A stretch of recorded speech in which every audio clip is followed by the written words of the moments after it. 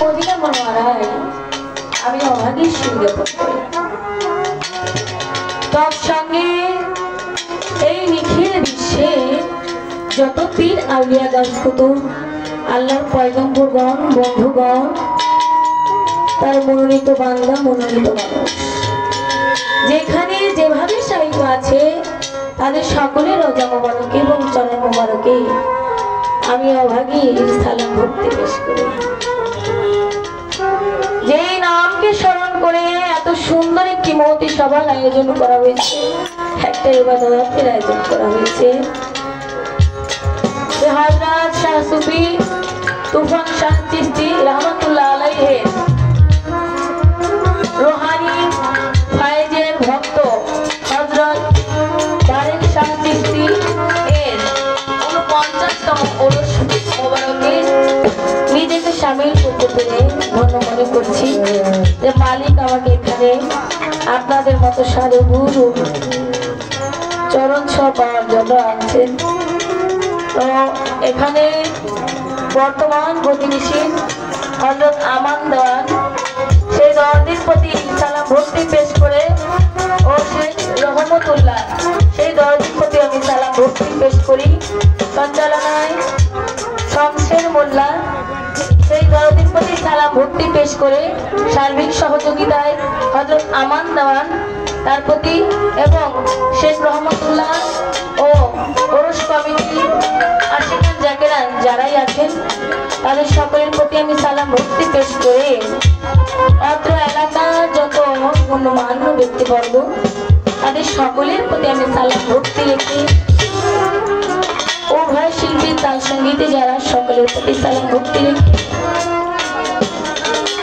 Chairman member যারা আছেন সকলের প্রতি সালাম ভক্তি রেখে আমাদের স্টেজে সভাপতি যারা আছেন তাদের সকলের প্রতি সালাম ভক্তি রাখি।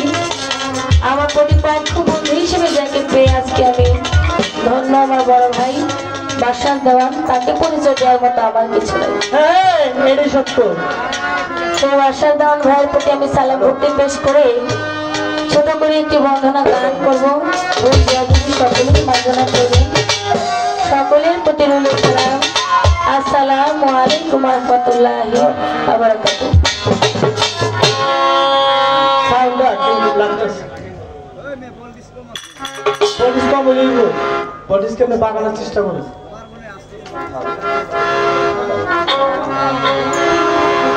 আসলে এই সাউন্ডের চাকা কিন্তু নেই। হ্যাঁ। চাইলে উনি সবকিছু করতে পারেন, তাই না? আমরা যদি এখান থেকে চিল্লাচিল্লি করে কোনো লাভ নাই। তো আমার ভাইকে আমি অনুরোধ করবো এই জিনিসটা যেভাবে ভালো করা যায় আপনি চেষ্টা করবেন, কেননা আমাদের দিয়ে আপনাদের শোনাম এবং আপনাদের দিয়ে আমাদের শোনাব। হ্যাঁ, যেভাবে নয়েজ না করে এবং ভোকালটা যেভাবে ক্লিয়ার থাকে, কেননা এটা কিন্তু আমাদের মেন।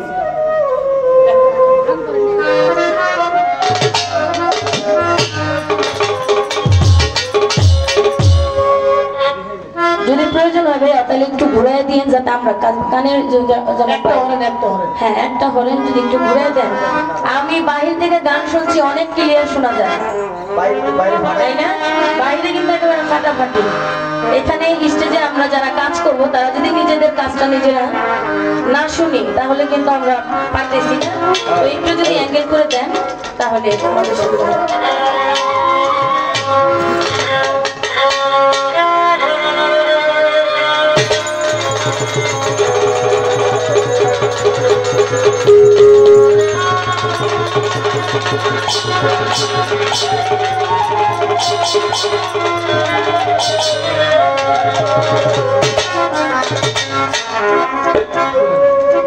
ও মাওলা রে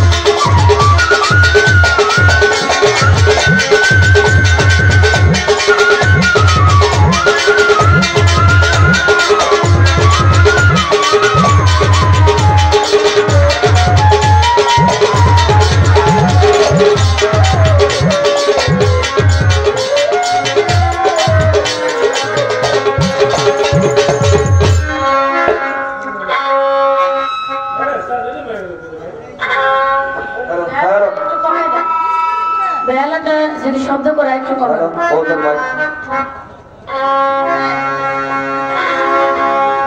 কোনটা খারাপ হয়ে গেছে